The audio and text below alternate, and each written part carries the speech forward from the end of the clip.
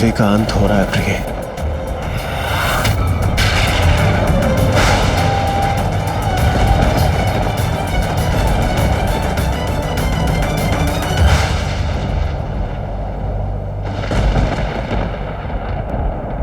स्वामी,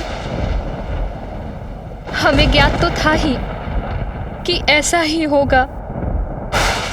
माता श्री महाकाली का ये निर्णय हमें स्वीकार है,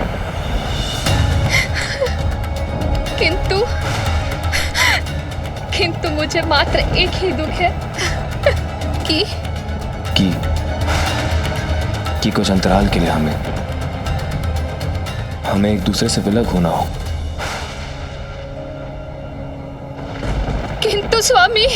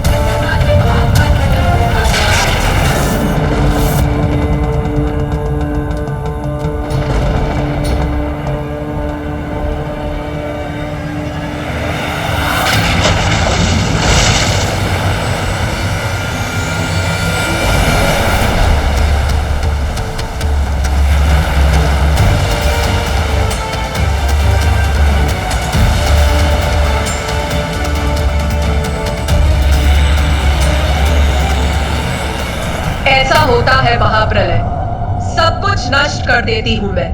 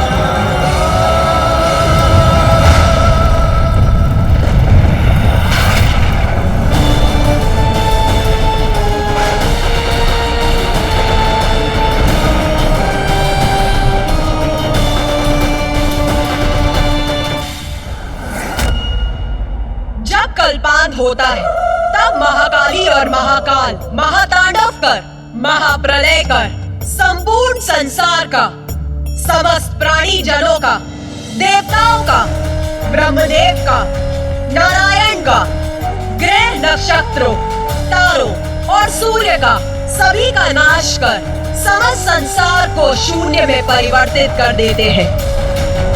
और उसके बाद मैं पुनः एक नवीन संसार की रचना करती हूँ और फिर मैं अपनी महाविद्या रूप धारण कर पुनः संसार के पालन में जुट जाती हूँ। और ये प्रक्रिया संसार के अनंत क्रम तक निरंतर चलती रहती है।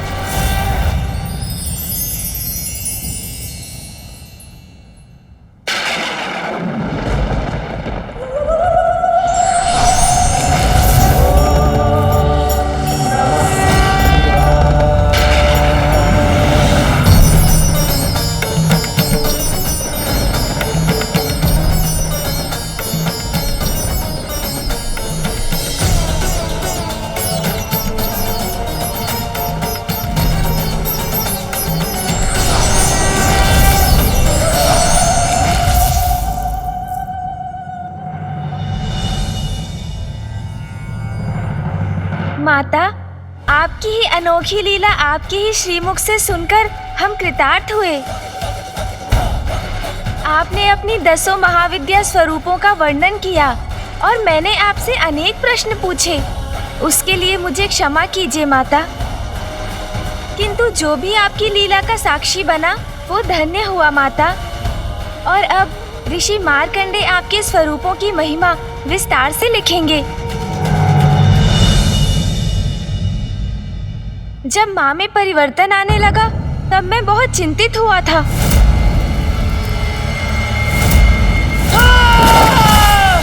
किंतु अब मुझे ज्ञात हो गया कि उसके पीछे कितना बड़ा कारण निहित था। इसलिए अब मैं शांत हूँ माता।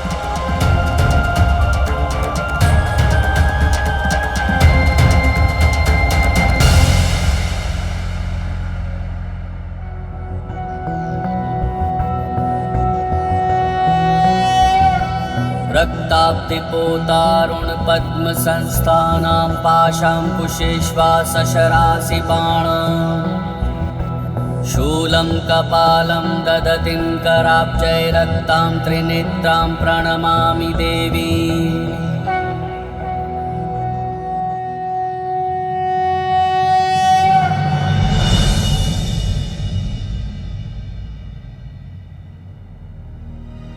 किंतु माता, एक प्रश्न तो अभी भी शेष है। आपने अपने प्रथम रूप में माता मातंगी का ही स्वरूप क्यों चुना, जिसके परिणाम स्वरूप हम यहाँ तक पहुँचे? गणेश, मेरा कथन अभी समाप्त कहाँ हुआ है। मेरे मातंगी स्वरूप के तो अभी और भी दायित्व शेष है। तो माता, कृपा कर हमें वो दायित्व भी बताइए। हाँ माता। गणेश, प्रत्येक लीला का, प्रत्येक घटना का उचित समय होता है। तुम मेरे विभिन्न स्वरूपों और उसकी लीलाओं के बारे में जान रहे हो क्योंकि तुम्हारे लिए ये उचित समय है। किंतु यदि मैं अभी भी सब कुछ उजागर नहीं कर रही तो उसका भी एक कारण है। देवी मातंगी के अन्य दायित्वों के विषय में तुम्हें अवश्य ज्ञात होगा गणेश, किंतु उचित समय आने पर।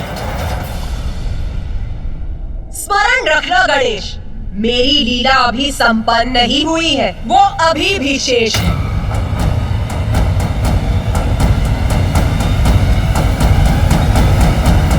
माता, आपके श्री मुख से दिव्य, रोचक और मनमोहक लीलाओं के वर्णन का श्रवण तो हमारा परम सौभाग्य है।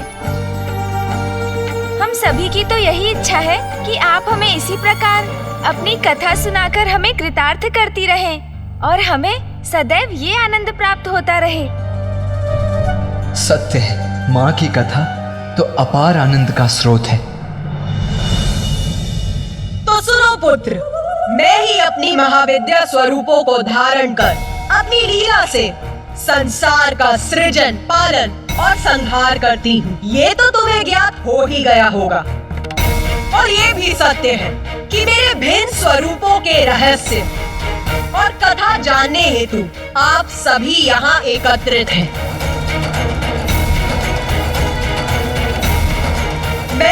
पुत्र मार्कंडे को मार्कंडे पुराण की रचना हेतु यहाँ बुलाया है और मेरी ही इच्छा से ऋषि दुर्वासा का कैलाश पर आगमन हुआ ताकि उनका क्रोध मेरे मातंगी रूप के प्रकट होने का कारण बने। अपने भक्तों के प्रति आपका यह कैसा अनुचित व्यवहार है महादेव? यदि ऐसा है तो आप किसी निर्जन स्थान पर वास क्यों नहीं करते जहां निर्विघ्न आप एक दूसरे में रमे रह सके? माता, मैंने अपने क्रोध के अतिरेक में आपको और महादेव कितने कठोर वचन कह डाले, जिसकी ग्लानि मुझे सदैव रहेगी। माता, मैं आपसे पुनः क्षमा मांगता हूं। हमें क्षमा कर दीजिए माता, क्षमा कर दीजिए। किंतु ऋषिवर, आपका ये कथन कि आपका क्रोध सदैव संसार की भलाई का कारण बनता है सर्वथा सत्य था और इस बार भी ऐसा ही हुआ। ऋषि दुर्वासा, आपका कार्य अब यहाँ संपन्न हुआ। अब आप अपने आश्रम प्रस्थान कर वहाँ तप और ध्यान कीजिए। जो आज्ञा माता। ब्रह्मदेव, नारायण, देवगण, आप भी अपने लोक लौटकर वहाँ की शोभा बढ़ाइए।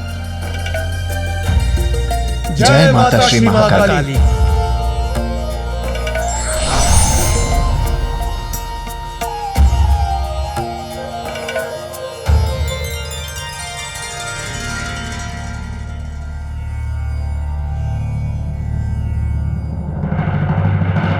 गणेश, मुझे ज्ञात है तुम्हारे हृदय में अभी भी प्रश्न शेष है। अपने प्रश्न पूछो पुत्र। माता, आपने समस्त देवताओं को उनके लोक भेज दिया। ऋषि दुर्वासा को भी उनके आश्रम लौटने का आदेश दिया, किंतु ऋषि मार्कंडे अभी भी यही है और जिसका कारण मुझे ज्ञात है। माता, तो कहो, क्या है तुम्हारे अनुसार उनके यहाँ होने का कारण? माता, मार्कंडे पुराण की रचना के लिए तो उन्हें आपकी संपूर्ण लीला ज्ञात करनी होगी ना? तो अभी आपका ये रहस्य उजागर करना तो शेष ही है कि आपने सर्वप्रथम देवी मातंगी रूप क्यों धारण किया। गणेश जी का कथन सर्वथा उचित है। मुझमें माता की लीला के इस रहस्य को लेकर जिज्ञासा अभी भी शेष है। माता, आपने अभी तक हमें ये भी नहीं बताया कि आपको देवी मातंगी और पिताश्री को मातंग रूप क्यों धारण करना पड़ा, और फिर देवी मातंगी से माँ कौशिकी और स्वयं आप श्री महाकाली का आविर्भाव भी तो हुआ। हाँ माता, अवश्य इसके पीछे भी कोई ना कोई बड़ा कारण होगा, क्योंकि आपकी प्रत्येक लीला के पीछे कोई ना कोई महान उद्देश्य अवश्य होता है। पुत्र गणेश, पुत्र कार्तिकेय, तुम दोनों के प्रश्न तो अनंत हैं।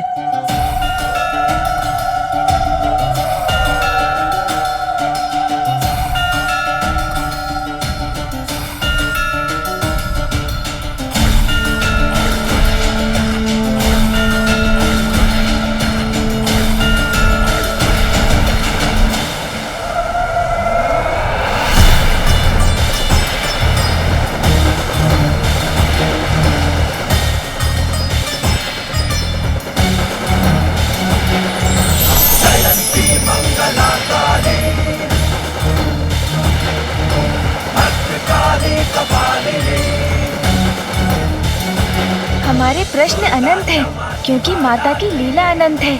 अद्भुत है माता का ये दिव्य जल सिंहासन।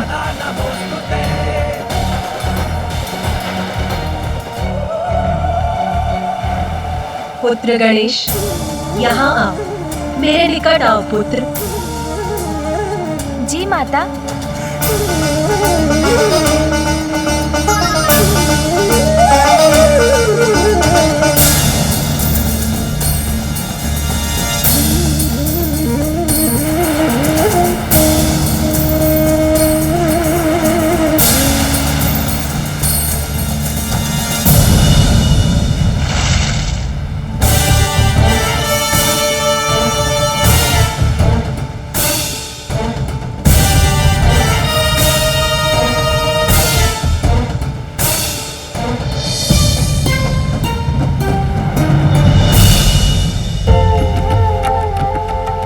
माँ की अनंत कृपा से संतान सदा कृतार्थ होती है। धन्य है श्री महाकाली, धन्य है माता। पुत्र, माँ,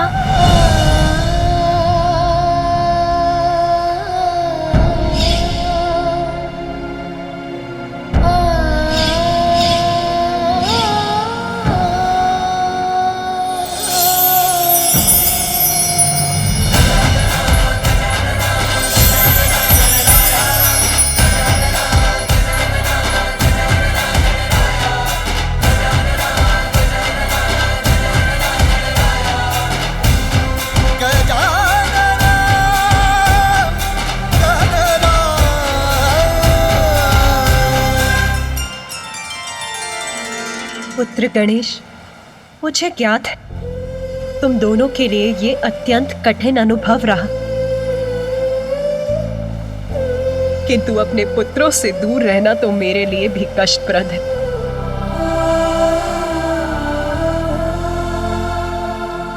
माता कितनी भी कठोर क्यों न प्रतीत हो, किंतु उनका हृदय संतान के प्रति कोमलता से ही भरा होता है।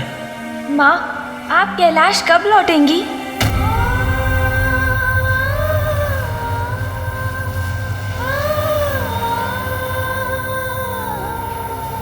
पुत्र गणेश, मैं तुम्हें तुम्हारे इस प्रश्न का उत्तर ज्ञात करने की शक्ति प्रदान करती।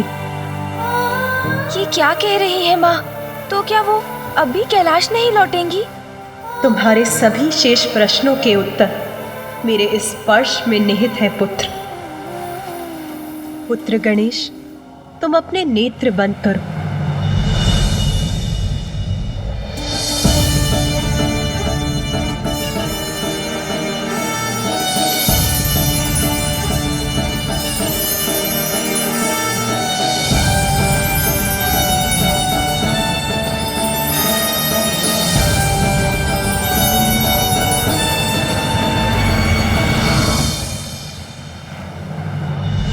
पुत्र गणेश, अब आगे की संपूर्ण कथा तुम स्वयं कहोगे पुत्र।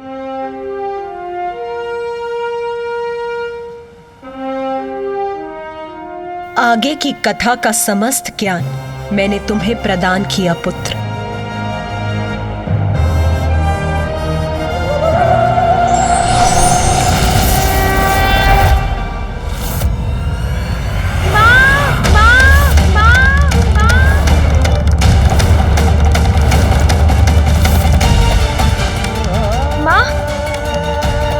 माता अभी तो यही थी। माता! भैया, माँ क्यों चली गई और कहाँ चली गई? माँ के इस प्रकार लुप्त होने के पीछे क्या उद्देश्य है भैया?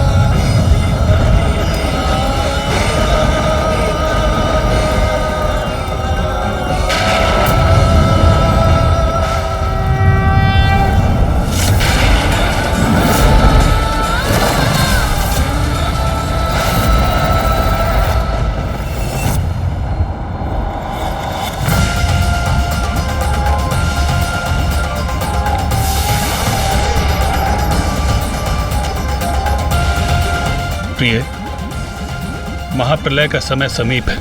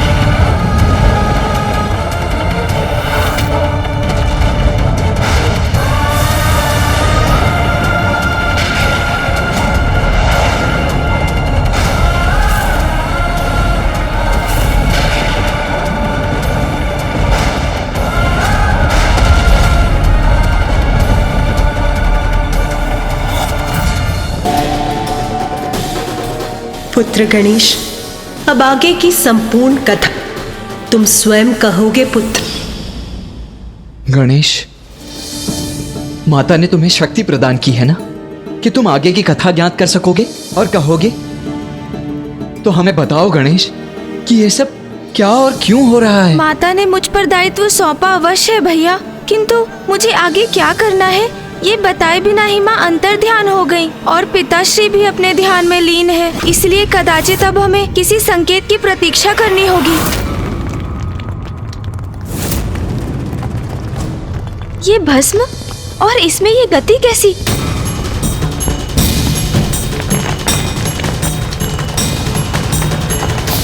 गणेश, क्या हुआ? तुम कुछ कहते क्यों नहीं?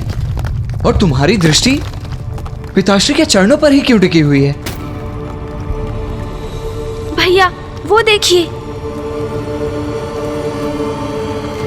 पिताश्री के चरणों की भस्म धरती में किसी प्रकार के कंपन को इंगित कर रही है।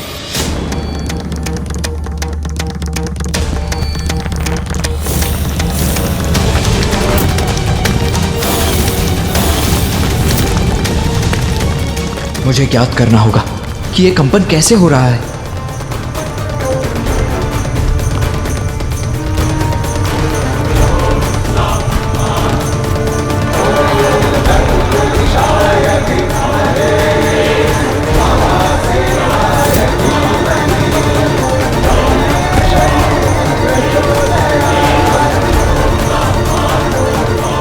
हाँ गणेश, तुम उचित कहते हो, किंतु भूमि में यह कंपन कैसे उत्पन्न हो रहा है? भैया, माँ ने मुझे शक्ति प्रदान की।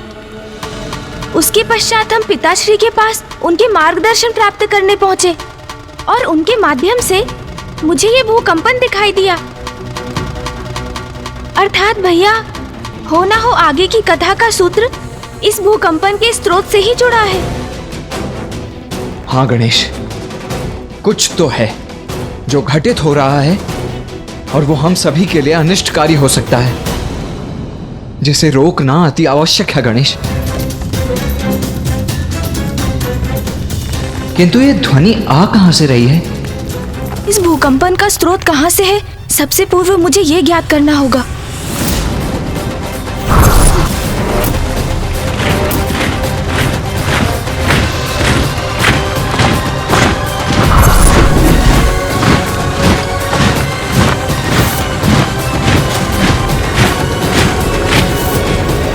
भैया, आप उचित कहते हैं, कुछ बहुत बड़ा घटित हो रहा है। हमें शीघ्र वहां पहुंचना चाहिए भैया। ऋषिवर, हम माँ के अंतर्ध्यान होने के रहस्य को ज्ञात कर शीघ्र लौटेंगे। प्रथम पूज्य गणेश जी, मैं आपकी प्रतीक्षा करूंगा। अवश्य ऋषिवर, प्रणाम। जो भी है, इस बार मैं संसार पर कोई संकट नहीं आने दूंगा। इस घटना को महासंकट बनने के पूर्व ही रोकूंगा मैं।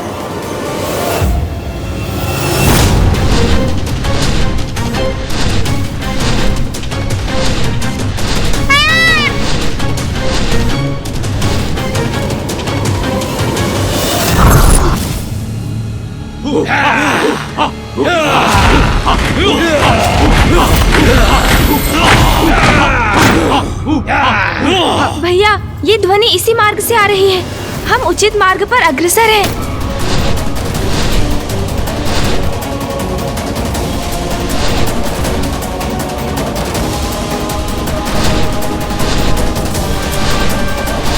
हमें कैलाश को पार कर उसके आगे जाना होगा।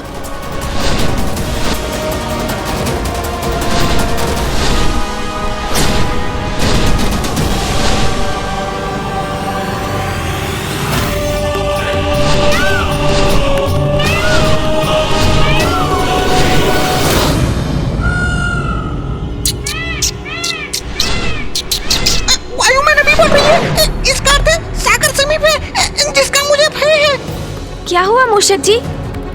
क्या आपको भी किसी संकट का आभास हुआ? नहीं प्रभु, मैं तो बस पिछली बार का स्मरण कर सागर के ऊपर जाने से विचलित हो रहा हूँ।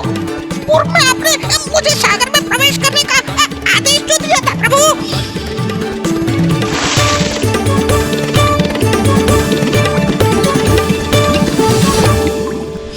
चिंता मत कीजिए मूषक जी, इस बार ऐसा कुछ नहीं होगा। हमें वायु मार्ग से ही आगे बढ़ना है। उचित है प्रभु। गणेश, ये शीघ्रता करने का समय है, तो तुम अपनी गति धीमी क्यों कर रहे हो?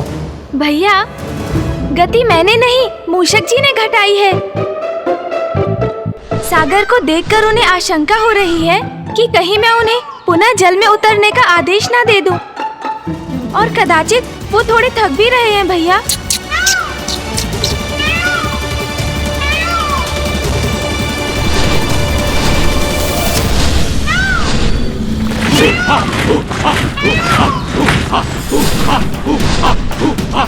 वहाँ जो भी हो रहा है हमें ज्ञात नहीं, इसीलिए गति धीमी करने का तो कोई औचित्य ही नहीं। हमें शीघ्र अतिशीघ्र वहाँ पहुँचना चाहिए और इस प्रकार कि वहाँ किसी को भी हमारे आगमन की सूचना ही ना हो। मूषक जी, अपने दोनों हाथों से मेरे मयूर जी की पूंछ पकड़ लीजिए।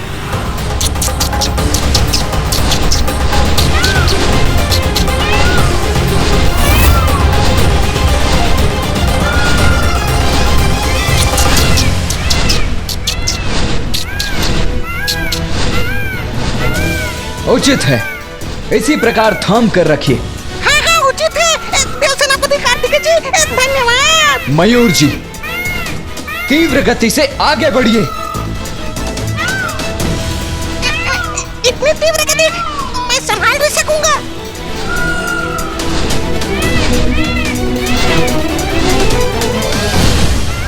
आपने उचित उपाय किया है भैया। अब हम शीघ्र उस कंपन और ध्वनि के स्रोत तक पहुंच जाएंगे। अब ऊपर चलिए मयूर जी।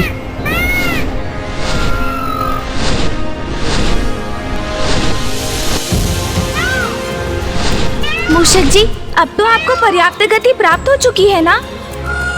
इसलिए अब मयूर जी को छोड़ दीजिए और इसी तीव्र गति से आगे बढ़ते रहिए। जो आज्ञा प्रभु।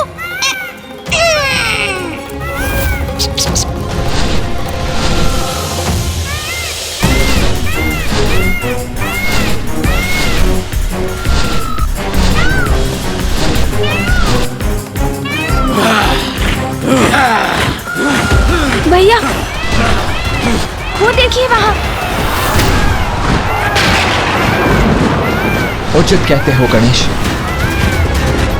कदाचित उस भूकंपन का स्रोत यही स्थान है।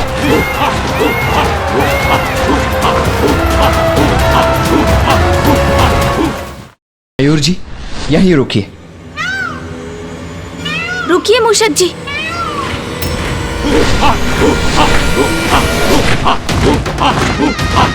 भैया, यहाँ तो असंख्य असुर एकत्रित हो रहे हैं। अवश्य किसी बड़े अनिष्ट का संकेत है ये। गणेश उचित कहता है, असुरों की यह सभा किसी शुभ कार्य के लिए हो, यह असंभव है।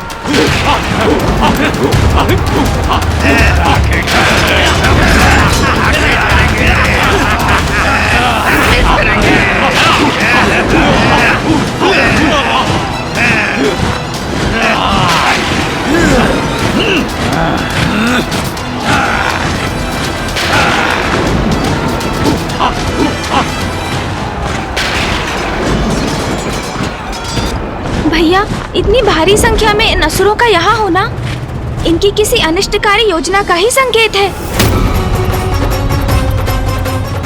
योजना जो भी हो गणेश, मैं उसे कभी क्रियान्वित नहीं होने दूंगा। पुनः इन असुरों को सृष्टि की शांति कदापि भंग नहीं करने दूंगा मैं।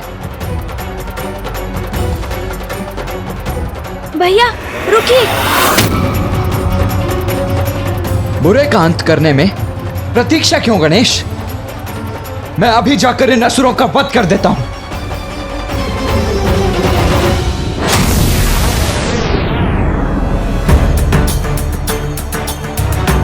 रुकिए भैया।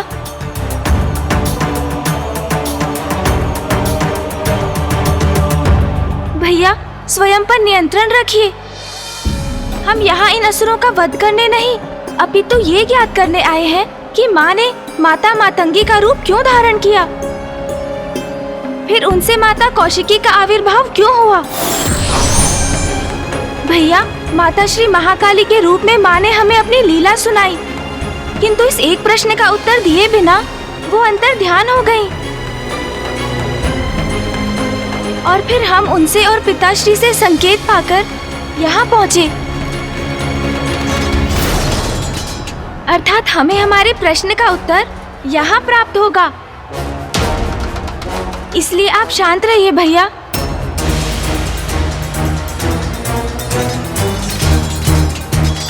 किंतु गणेश, वहां भीतर हो क्या रहा है ये जानने हेतु हम भीतर जाएं भी तो कैसे? यदि हम अपने सामान्य रूप में वहां गए तो इन असुरों की दृष्टि हम पर अवश्य पड़ेगी ही पड़ेगी। तो क्या करें हम? अब क्या भिन्न रूप धारण कर भीतर जाएं? भिन्न रूप? ये उचित कहा है आपने भैया। तुमने कोई सुझाव नहीं दिया?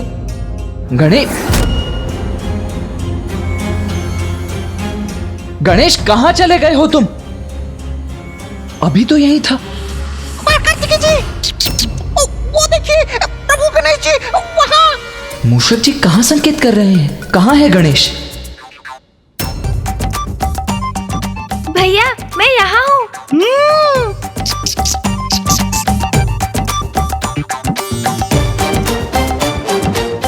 गणेश, ये क्या कर लिया तुमने? क्यों भैया, मेरी युक्ति उचित नहीं लगी आपको? हम सूक्ष्म रूप धारण कर भीतर जा सकते हैं और वहाँ क्या हो रहा है ये भली भांति ज्ञात कर सकते हैं।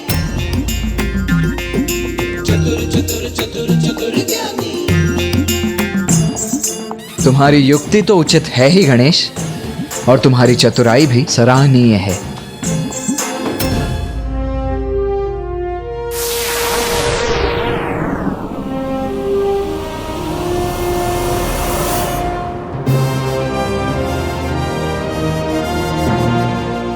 देखा भैया, अब हमें कोई नहीं देख सकेगा। प्रभु, आपने तो सूक्ष्म रूप धारण कर लिया, किंतु मैं क्या करूं? यदि मैं इसे भीतर गया तो ये असुर मुझे जीवित ही अपना आहार बना लेंगे। प्रभु, मैं असुरों का भोजन नहीं बनना चाहता। प्रभु। मूषक जी, आपसे कौन कह रहा है भीतर जाने के लिए? आप और मयूर जी यहीं पर प्रतीक्षा कीजिए, क्योंकि आप दोनों यहीं सुरक्षित रहेंगे। उचित है प्रभु। चलिए भैया।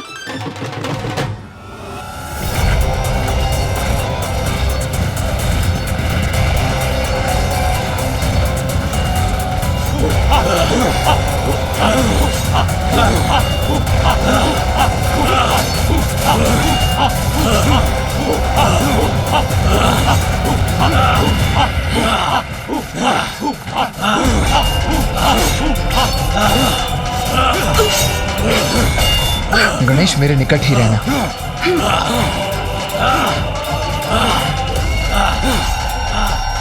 भैया, इन विशालकाय असुरों से मेरी दृष्टि बाधित हो रही है। मुझे कुछ भी नहीं दिखाई दे रहा।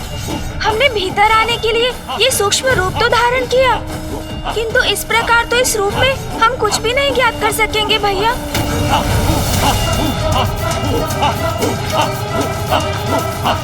हाँ गणेश, हमें आगे बढ़कर किसी ऊंचे स्थान पर स्थित होकर देखना चाहिए कि ये असुर यहाँ क्यों एकत्रित हुए हैं। हाँ भैया, यही उचित होगा। चलो गणेश।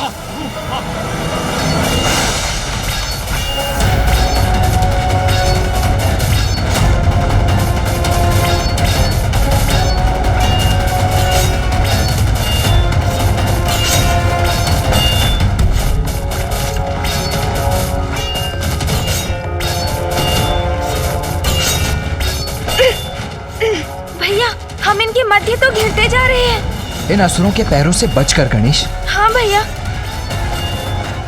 किंतु भैया, इन असुरों के पांव तो गतिमान हो रहे हैं। हमें ध्यान रखना होगा भैया। अवश्य गणेश।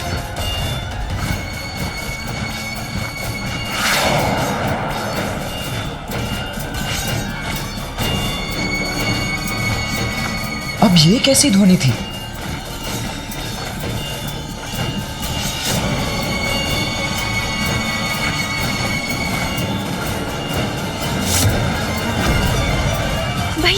संभालिए। ये भाला यदि हमसे टकराया तो हमें क्षति पहुंचा सकता है।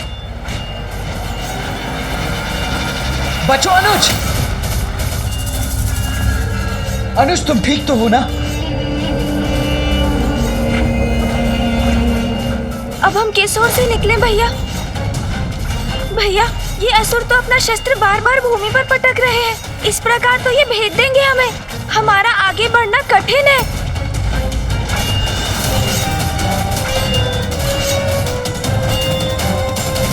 जो भी हो गणेश, हमें आगे तो बढ़ना ही होगा, किंतु सावधानी से आगे बढ़ो। भैया, ध्यान से।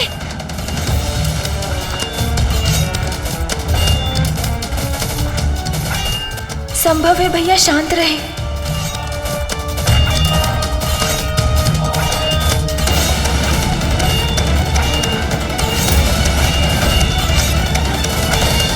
क्या हुआ भैया? गणेश, मेरा अनुसरण करने के लिए तैयार रहो।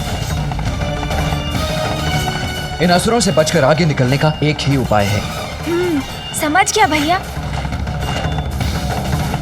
आगे बढ़ो गणेश, अभी।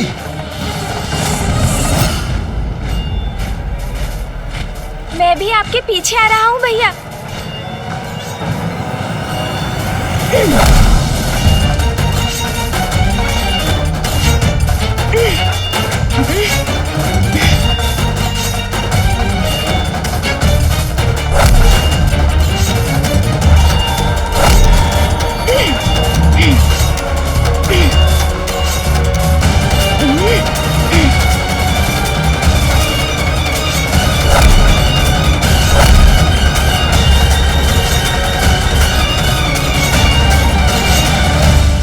भैया संभल कर।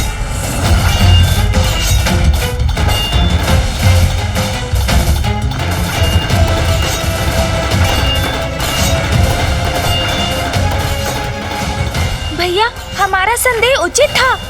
इन भांति भांति के असंख्य असुरों की ये सभा अवश्य किसी बड़ी भावी अनिष्टकारी घटना का संकेत है। हाँ गणेश, किंतु यहाँ से भी कुछ स्पष्ट नहीं हो रहा है।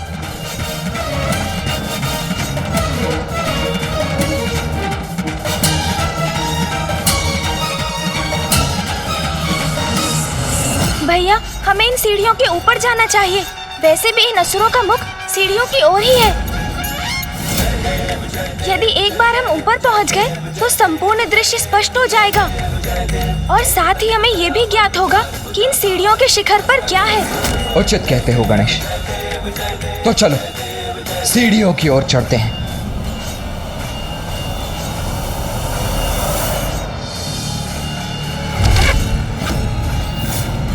सावधान भैया!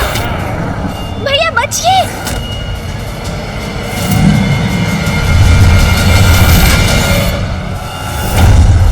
भैया बचिए! हमारे मार्ग में बाधा कैसे बन सकते हैं? इसे तो मैं एक ही बार में काल के गाल तक पहुंचा दूंगा।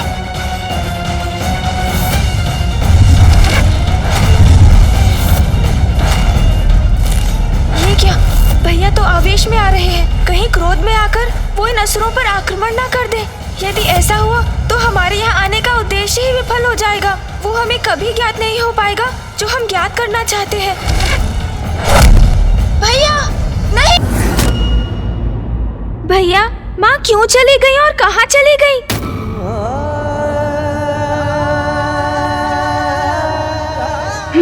पिताश्री। कदाचित माँ लौटकर पिताश्री के निकट शमशान चली गई हैं। हमें यथाशीघ्र वहाँ पहुँचना चाहिए। उचित कहते हो गणेश, चलो।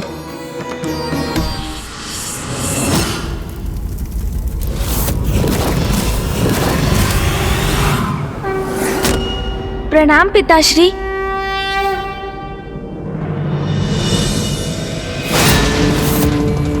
पिताश्री,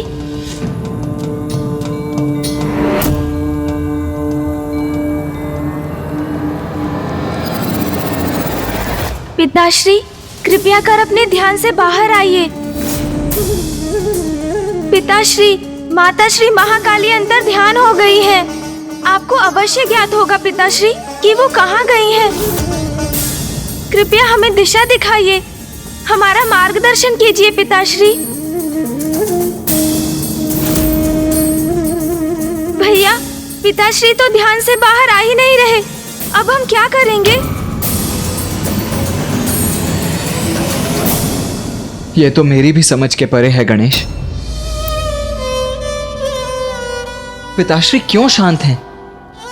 और माता इस प्रकार अचानक एकाएक क्यों अंतर्ध्यान हो गई? प्रथम पूज्य गणेश जी, माता ने मुझे इतना महान दायित्व सौंपा है, उनकी लीला की गाथा के ग्रंथ को रचने का आदेश दिया है, किंतु अभी भी उनकी लीला पूर्ण नहीं हुई। आपने माता से जो प्रश्न पूछे उसका उत्तर दिए बिना ही वो अंतर्ध्यान हो गई, और उन्होंने सर्वप्रथम श्री मातंगी रूप क्यों धारण किया, ये तो हमें अभी भी ज्ञात नहीं।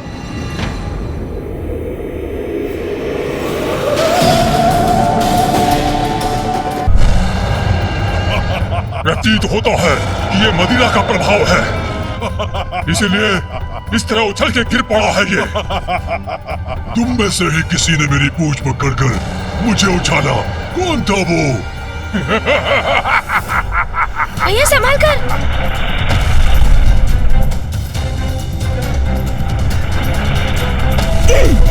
भैया बस कुछ और सीढ़ियां हैं। दुष्टो, कौन दुष्ट है? मैं अभी दिखाता हूँ तुम्हें।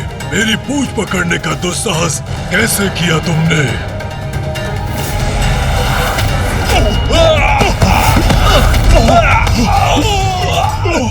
भैया अब एक लंबी छलांग लेनी होगी।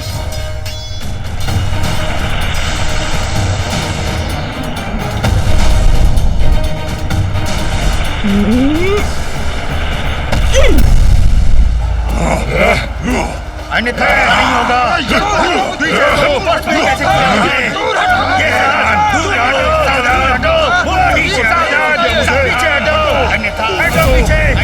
अच्छा नहीं होगा। इतना विशाल का असुर समूह।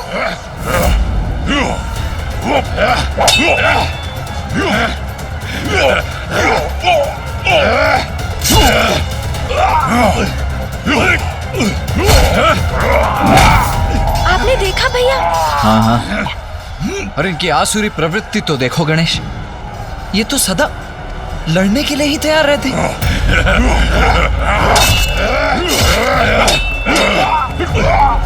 और मेरी चिंता का कारण भी यही है गणेश। इतने सारे असुर एक साथ यहाँ एकत्रित हुए हैं, इनका नेतृत्व कौन कर रहा है? इनका प्रयोजन क्या है? हमें कुछ भी ज्ञात नहीं है। हाँ भैया, किंतु हमें ऊपर चढ़ना चाहिए। हम इन सीढ़ियों के अंत तक पहुँच ही रहे हैं। इसके पश्चात शीघ्र सभी रहस्य उजागर हो जाएंगे।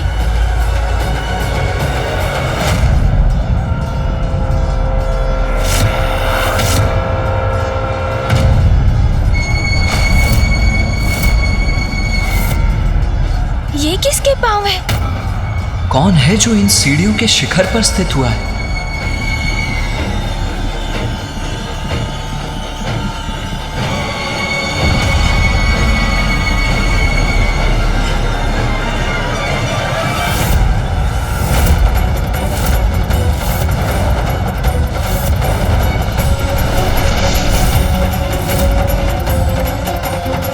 असुर गुरु शुक्राचार्य।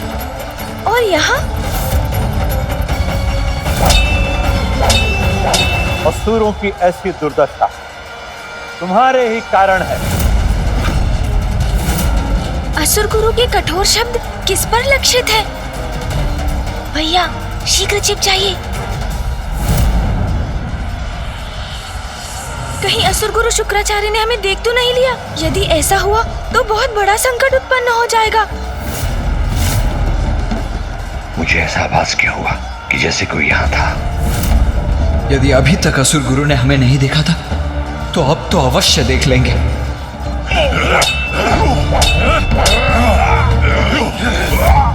भैया सुरक्षित है हम। संभव है असुर गुरु शुक्राचार्य ने हमें देखा नहीं, अन्यथा संकट ही उत्पन्न हो जाता। असुरों, रोको आपसे संघर्ष।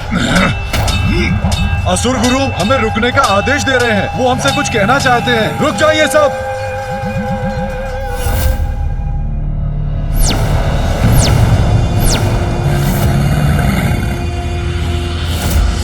प्रणाम असुर गुरु शुक्राचार्य।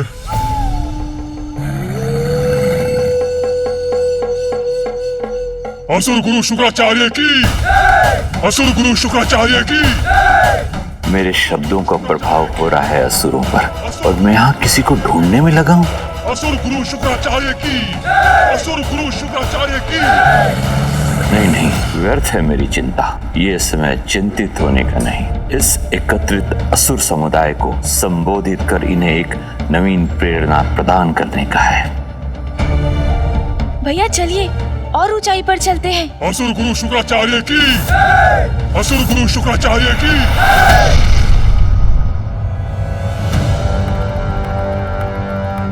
इस बार तो असुर गुरु शुक्राचार्य की दृष्टि से बच गए हम, किंतु अब हमें किसी सुरक्षित स्थान पर स्थित होना चाहिए।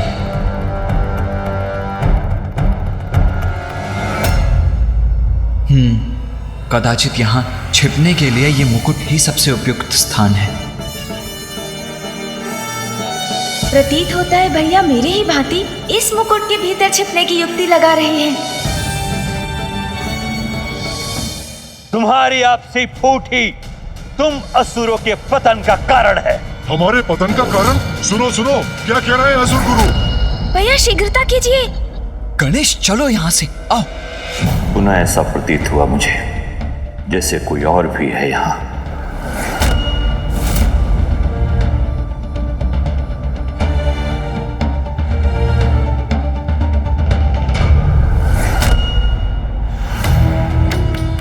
नहीं, और कोई नहीं, मात्र असुर समुदाय है जो मेरी प्रतीक्षा कर रहा है।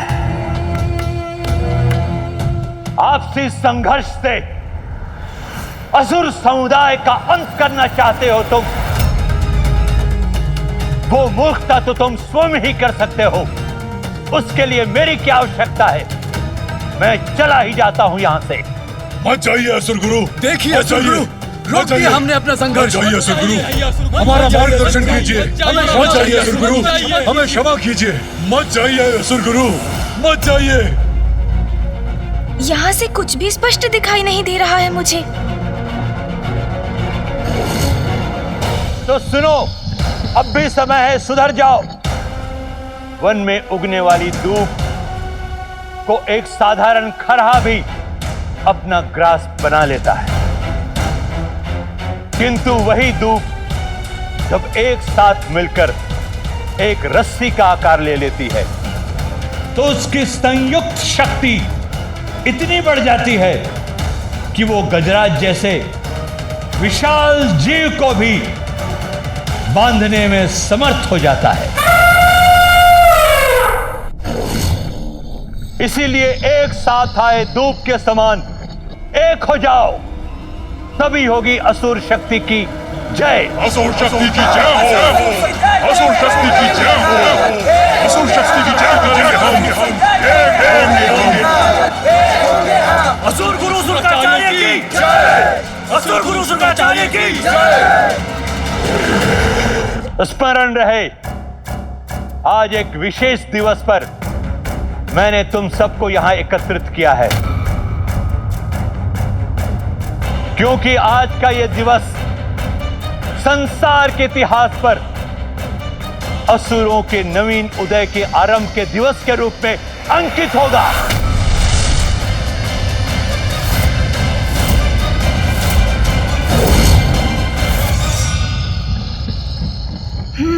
ये तो स्पष्ट हुआ कि गुरु शुक्राचार्य ने ही असुरों की इस महासभा का आयोजन किया है। आज के दिवस असुरों का नव जागरण होगा, असुर साम्राज्य की नींव रखी जाएगी,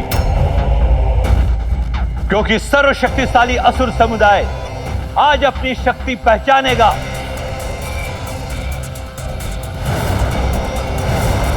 और संसार को अपने अस्तित्व का उचित परिचय देगा। असुर नव जागरण होगा, असुर नव जागरण होगा। आज असुर एकजुट होकर संसार के समक्ष अपनी एकता की शक्ति का प्रदर्शन करेंगे और संसार पर अपनी सत्ता स्थापित करने हेतु प्रथम पग आगे बढ़ाएंगे, क्योंकि आज असुरों का नवीन महानायक घोषित होगा।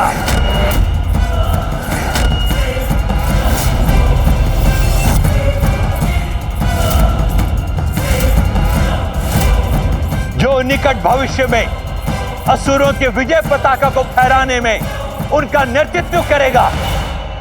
भैया, असुर गुरु शुक्राचार्य को कदाचित ये ज्ञात नहीं कि आज वो दिवस है जब असुर पुनः अपनी पराजय की ओर अग्रसर होंगे, क्योंकि अधर्मी दुराचारी असुरों की विजय तो असंभव है। तुम्हारा कथन सर्वथा उचित है गणेश, किंतु मेरी चिंता का कारण तो ये है कि असुर गुरु शुक्राचार्य से प्रेरणा पाकर ये असुर उन्हें कोई उपद्रव आरंभ न कर दे। अब एक स्वर में कहो, असुर शक्ति की जय हो, जय हो। असुर शक्ति की जय हो, असुर शक्ति की जय हो, असुर शक्ति की जय हो, असुर शक्ति की जय हो, असुर शक्ति की जय हो। स्मरण रहे, अब असुर शक्ति के उदय का समय आ गया है। अब बहुत हुई पराजय, अब जय होगी असुरों की, और आज ही हम इस जय का आरंभ करेंगे।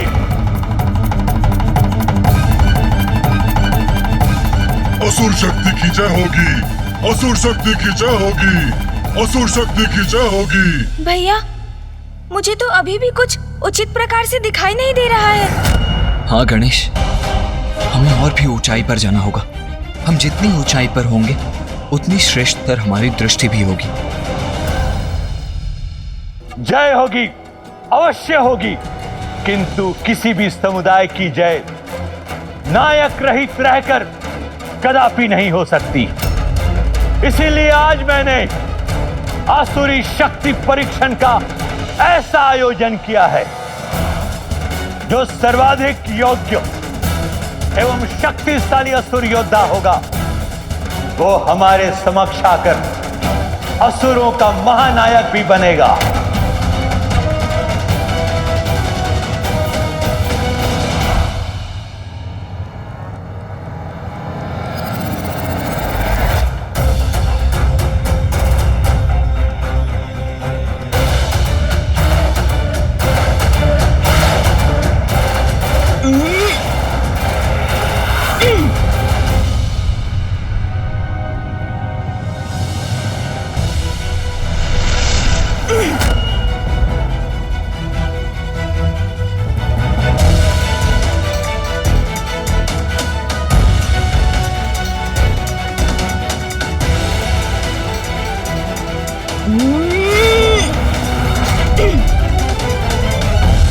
आज यहां अनेक शक्तिशाली असुर योद्धा उपस्थित हैं,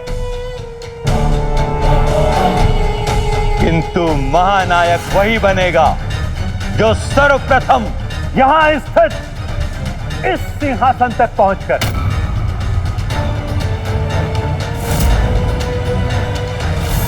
इस मुकुट को उठाने में सक्षम होगा।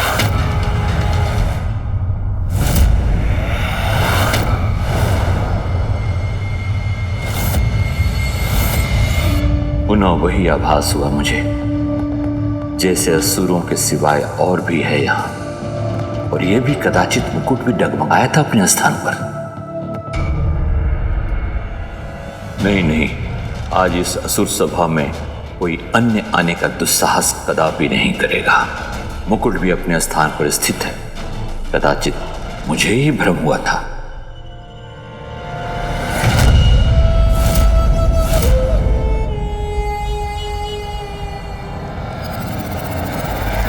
और जो भी इस मुकुट को अपने हाथों में उठाएगा, उसे अपने शीश पर धारण करेगा, तुम उसे ही अपना महानायक स्वीकार कर उसी के दिशा निर्देशों पर आगे बढ़ोगे। उचित है असुर गुरु, उचित है। आपका प्रस्ताव हमें स्वीकार है। जो सर्वप्रथम मुकुट उठाएगा हमारा महानायक बनेगा, महानायक बनेगा। वही महानायक बनेगा, वही महानायक बनेगा। मैं बनूंगा महानायक, मैं बनूंगा महानायक, मैं बनूंगा महानायक। बधाई हो भैया। बधाई? किस बात की बधाई गणेश? आपने सुना नहीं भैया, असुर गुरु ने अभी अभी क्या कहा? उन्होंने कहा कि जो भी सर्वप्रथम इस सिंहासन तक पहुंचकर इस मुकुट को उठाएगा अर्थात इसे धारण करेगा, वो ही असुरों का नवीन महानायक होगा। हाँ भैया, तो इसके अनुसार हम ही हुए ना वो नवीन महानायक। गणेश, ये परिहास का समय नहीं है और असुरों का महानायक बनने की मेरी कोई इच्छा नहीं है। तो आओ ध्यान से देखते हैं कि यहाँ आगे क्या होने जा रहा है। आज विजयी तो मैं ही होऊंगा। इस स्पर्धा में मैं ही आगे रहूंगा, कुछ भी हो जाए। मुझे ही सबको पराजित करना है। महानायक बनना है मुझे। महानायक कुछ भी हो, विजयी तो मैं ही होऊंगा। महानायक बनना है मुझे। मैं बनूंगा महानायक। मैं बनूंगा।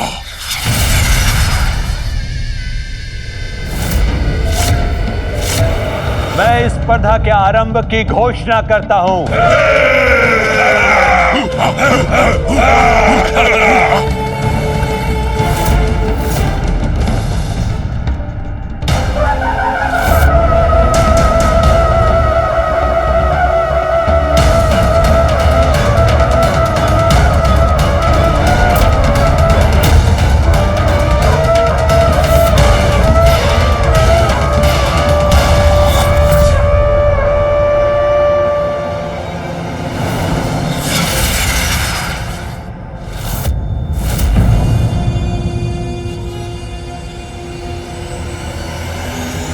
स्पर्धा आरंभ हो।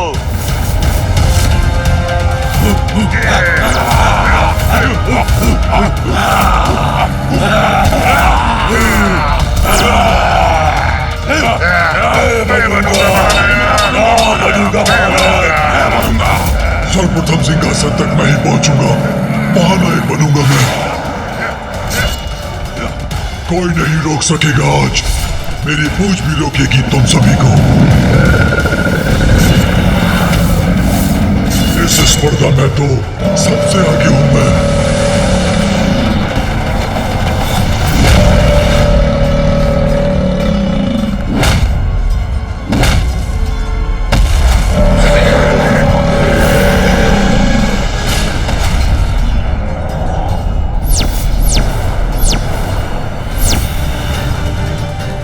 लघुकाय हूं तो क्या हुआ, महानायक का पद और सिंहासन दोनों मेरे ही हैं।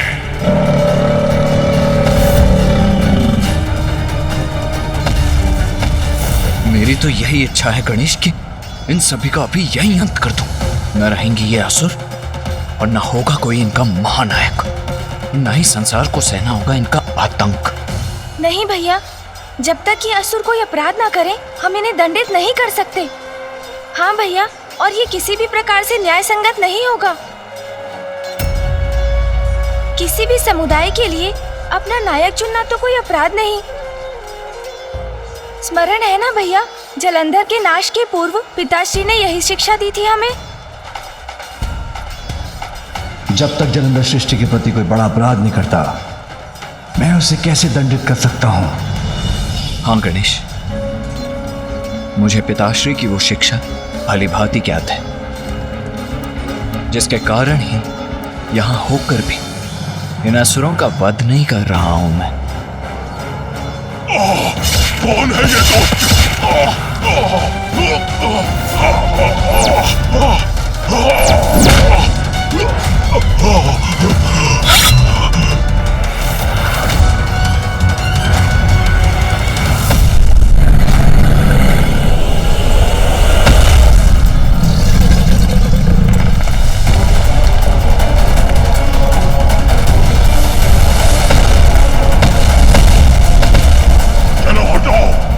ये बढ़ने दो हमें।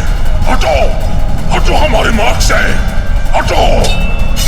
अन्य असुरों को तो मेरे असुर आगे नहीं बढ़ने देंगे और मैं इस लघुकासुर का उचित उपाय करूंगा।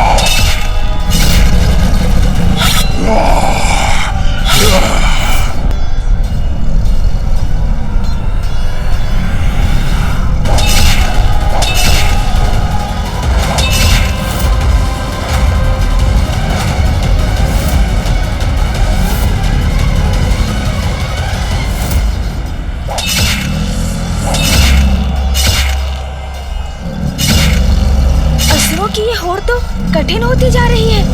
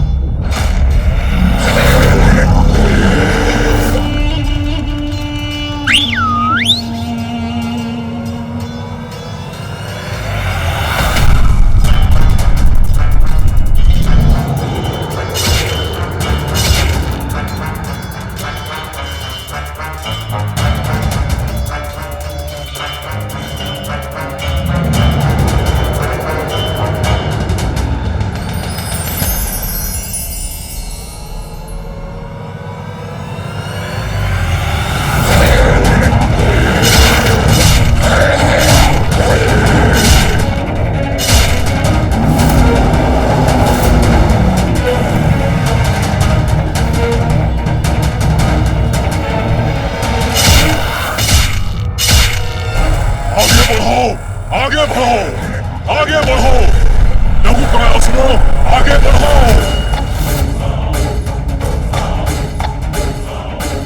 मेरे असुर पीछे रह गए, मैं अकेला पड़ रहा हूँ। अब मैं इस लघुकाय असुर को नहीं छोड़ूंगा।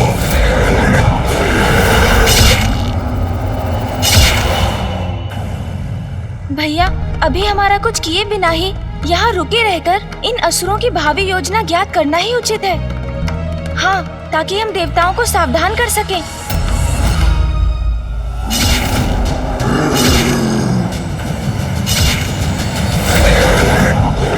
हाँ गणेश, हमें यह ज्ञात करना ही होगा कि इनका महानायक कौन होगा।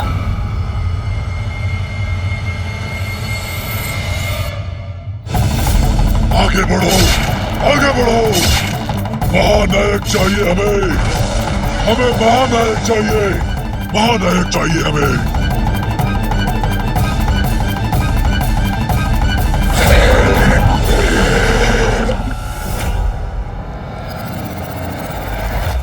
कदाचित इन दोनों असुरों में से ही कोई एक असुर महानायक होगा।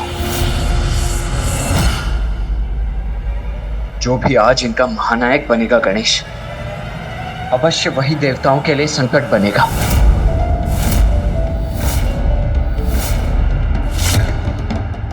नहीं, इतनी बार जिस आभास को मैंने अपना भ्रम समझकर नकार दिया, उसके पीछे कुछ तो सत्य है। मुझे यहाँ किसी और के होने का आभास हो रहा है। अवश्य कोई दिव्य शक्ति उपस्थित है यहाँ।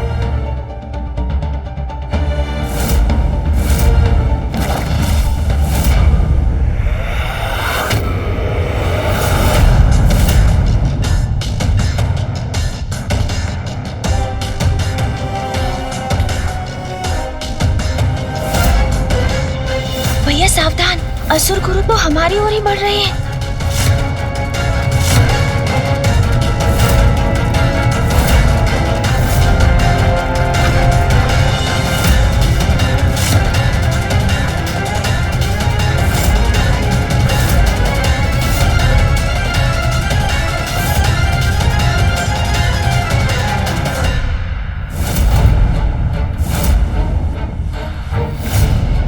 यदि असुर गुरु ने मुकुट उठाकर हमें देख लिया तो हमारा यहाँ आना व्यर्थ हो जाएगा।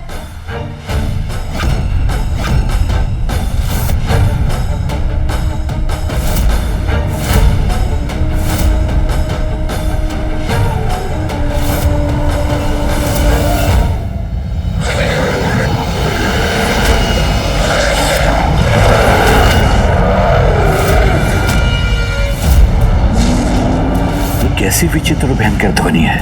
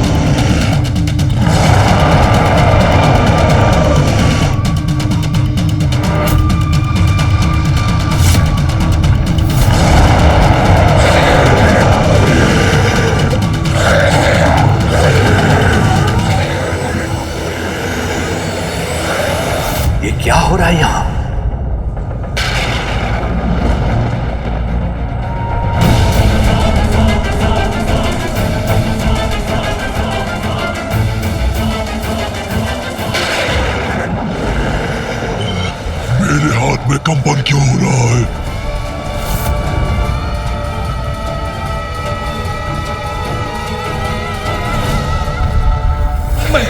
मैं अपने खड़क को थाम नहीं रख पा रहा हूँ। मेरे हाथ से फिसल रहा है।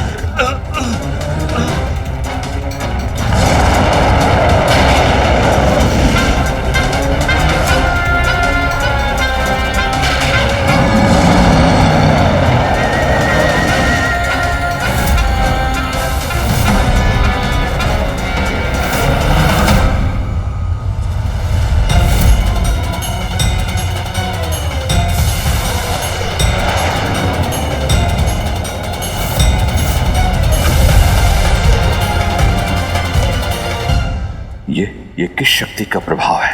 असुरों के अस्त्रों को उनके हाथों से कौन छीन रहा है?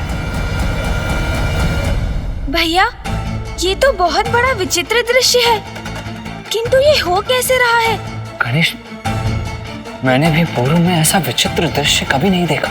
हाँ भैया, ये मैंने भी नहीं देखा है कभी।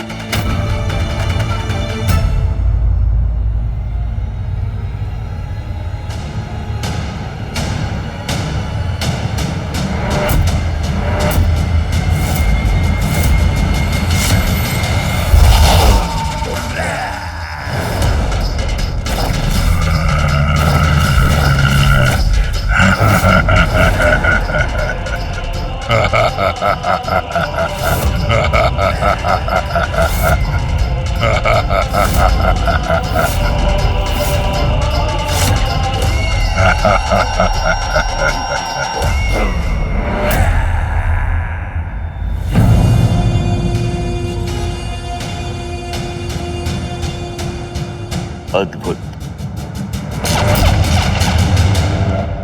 व्यर्थ आयोजन किया आपने स्पर्धा का, क्योंकि मुझे कोई पराजित नहीं कर सकता।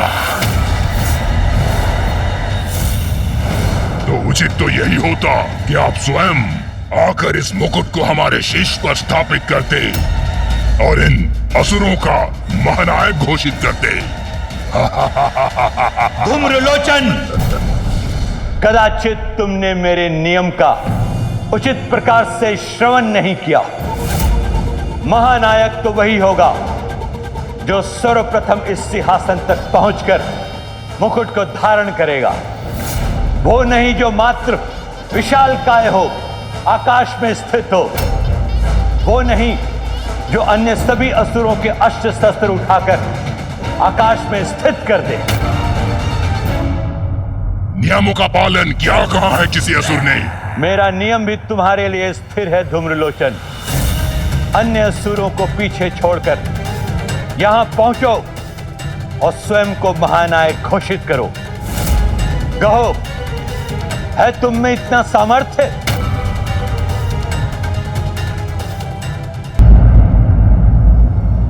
सामर्थ्य है, पूर्ण सामर्थ्य है, और इसका प्रमाण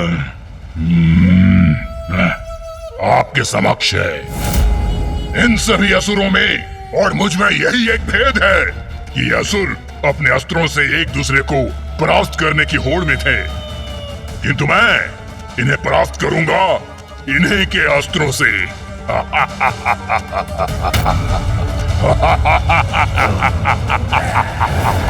ये हमारे असुरों से हमें परास्त करेगा। ये असुर करने क्या जा रहा है? भैया, ये हमें भी शीघ्र ही ज्ञात होगा, क्योंकि इसे जो भी करना है उसमें अधिक प्रतीक्षा नहीं करेगा ये।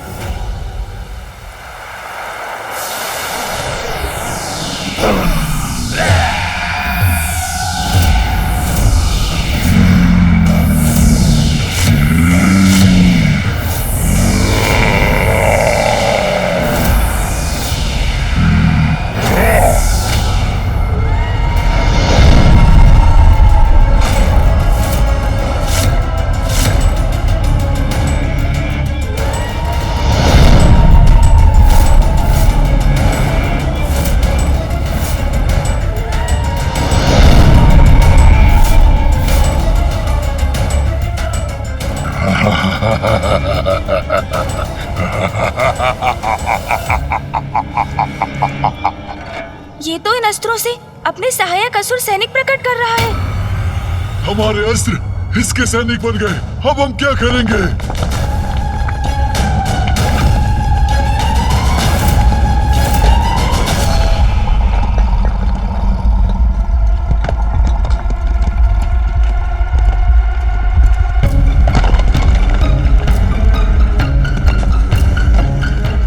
ये शिलाएं और शिलाखंड ये ऊपर की ओर क्यों जा रहे हैं? इसका क्या करेंगे ये सैनिक?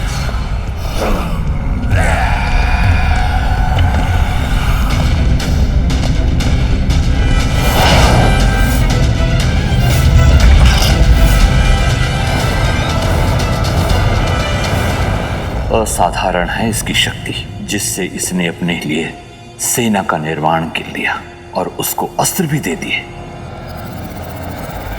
असुर गुरु, मेरी सेना प्रस्तुत है। अब आपकी अनुमति हो तो मैं आरंभ करूं। नष्ट कर दो इन असुरों को, नष्ट कर दो इन असुरों को।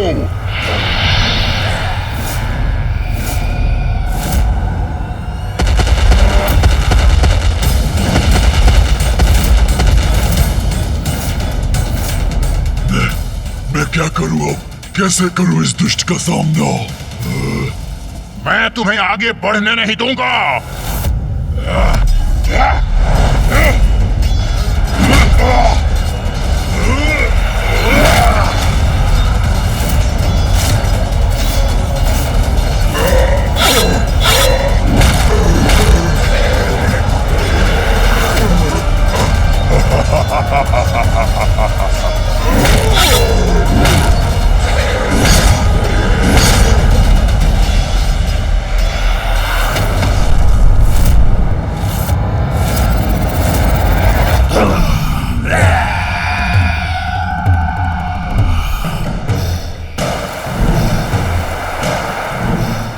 कैसी स्पर्धा है ये भैया?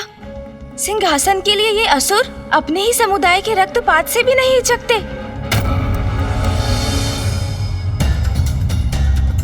इसीलिए तो यही इनका अंत करना चाहता था मैं, किंतु मर्यादा से बंधा हूं इसीलिए विवश हूं मैं।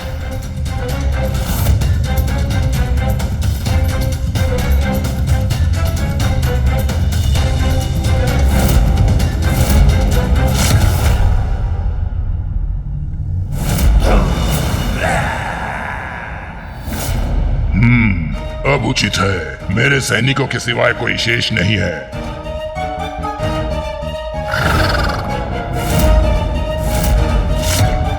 गुरु शुक्राचार्य, मैंने कहा था ना, यह स्पर्धा व्यर्थ है। कोई पराजित नहीं कर सकता मुझे, कोई पराजित नहीं कर सकता मुझे। सर्वशक्तिशाली धूम्रलोचन की जय, सर्वशक्तिशाली धूम्रलोचन की जय। ये तो वास्तव में अत्यंत शक्तिशाली है भैया। अपनी सेना स्वयं उत्पन्न कर लेता है ये, वो भी निर्जीव शिलाखंडों और अस्त्रों से। अब इस मुकुट पर मेरा अधिकार होगा।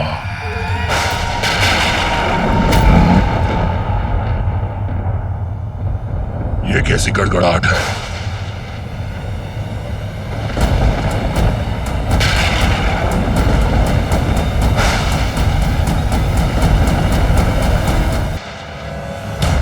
और कुछ नहीं, मात्र मेघ है आकाश में, तो मेरे रुकने का कोई औचित्य नहीं। आगे बढ़ता हूं मैं।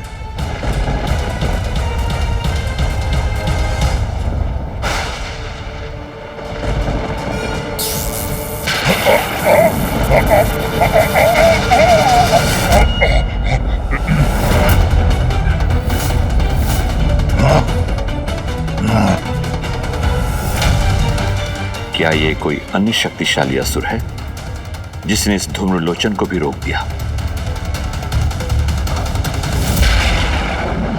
किसने उत्पन्न की ये विद्युत रेखा? किसका दुस्साहस है ये? कौन उत्पन्न कर रहा है ये मेघ और विद्युत?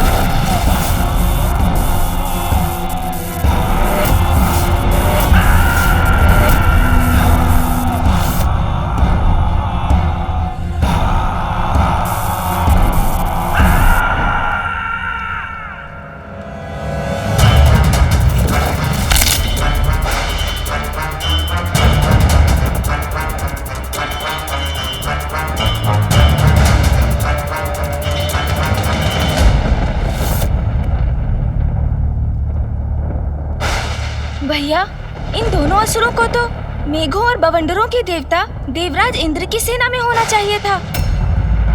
कौन है ये दोनों जो मुझे धूम्रलोचन को चुनौती देने का दुस्साहस कर रहे हैं? प्रणाम असुर गुरु शुक्राचार्य, मैं हूं चंड।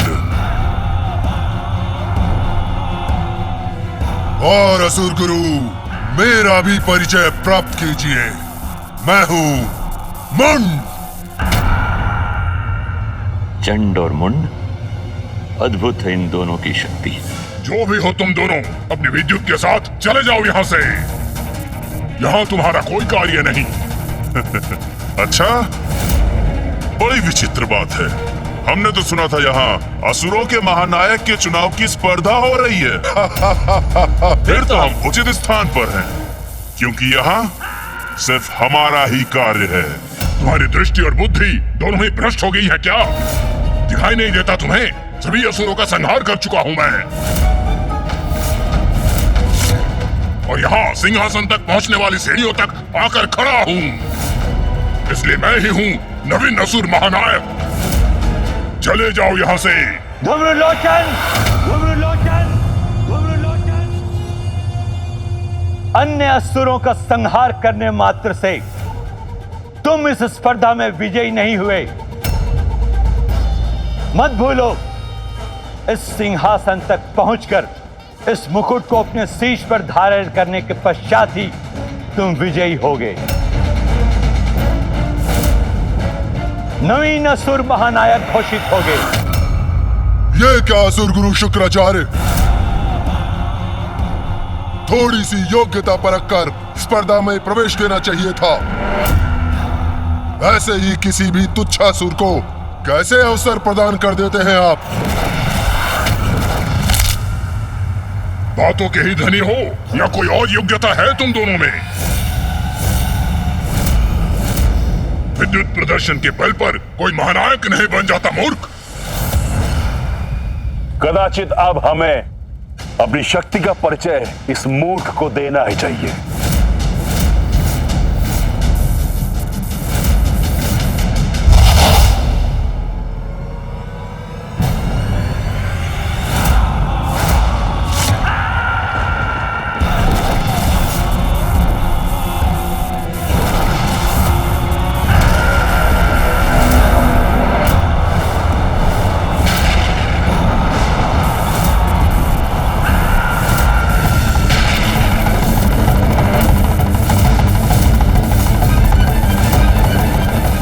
शक्ति पर नियंत्रण है इसका। इस प्रचंड शक्ति से क्या करेगा ये?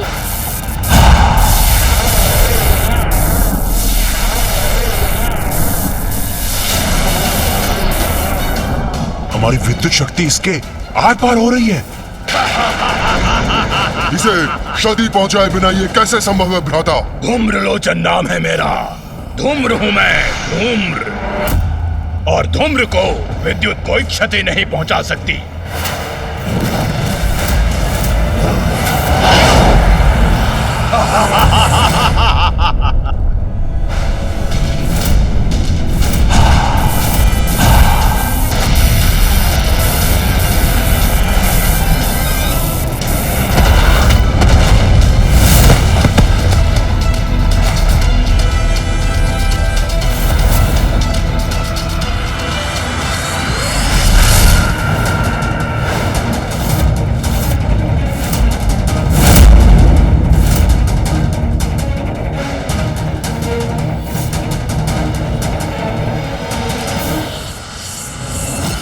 धूम्रलोचन हूं मैं, धूम्र। मूर्खों, मुझे पछाड़ना इतना सरल नहीं। आ रहा हूं मैं।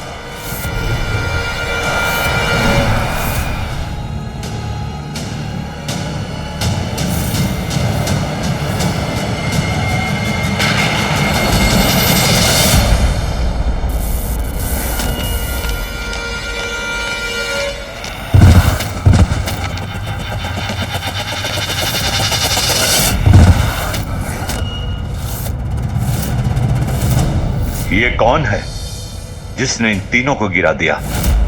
ऐसी कौन सी शक्ति है जिसने इन शक्तिशाली असुरों को ही धूल धूसरित कर दिया, तो क्या इनसे भी अधिक कोई शक्तिशाली असुर प्रकट होकर इस स्पर्धा में भाग लेने वाला है? किंतु कौन हो सकता है वो?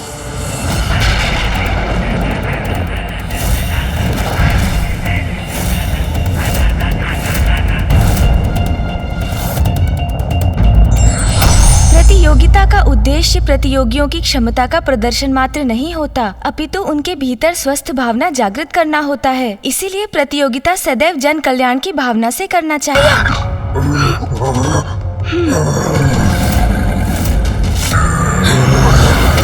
भैया, सावधान भैया।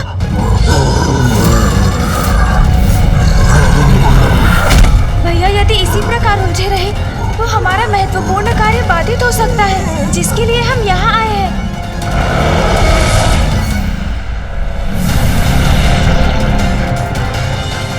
अरे ये विचित्र असुर क्या कर रहा है? ऊपर क्यों उछल गया ये? अरे बचो बचो, ये तो नीचे भी गिर रहा है।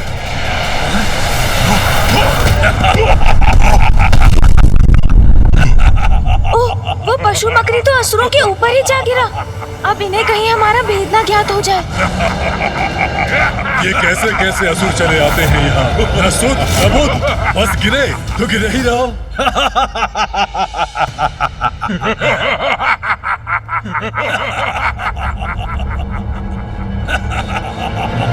भैया, आप कुशल तो है ना? हाँ गणेश, मैं कुशल हूँ। यदि अवसर होता तो इन सभी को यही कुचल कर रख देता, किंतु अभी भी विलंब नहीं हुआ। भैया रुकिए, स्मरण रखिए हमारे यहाँ पर आने का एक विशेष कारण है। अब चलिए सीढ़ियों के ऊपर। हाँ गणेश, मैं अपना उद्देश्य नहीं भूला हूँ। चलो चलते हैं।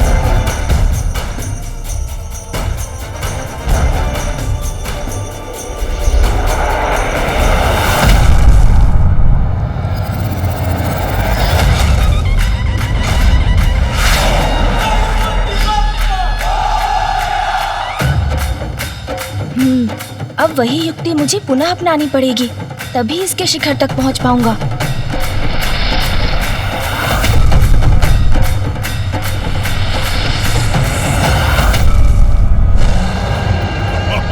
प्रतीत होता है कि ये मदिरा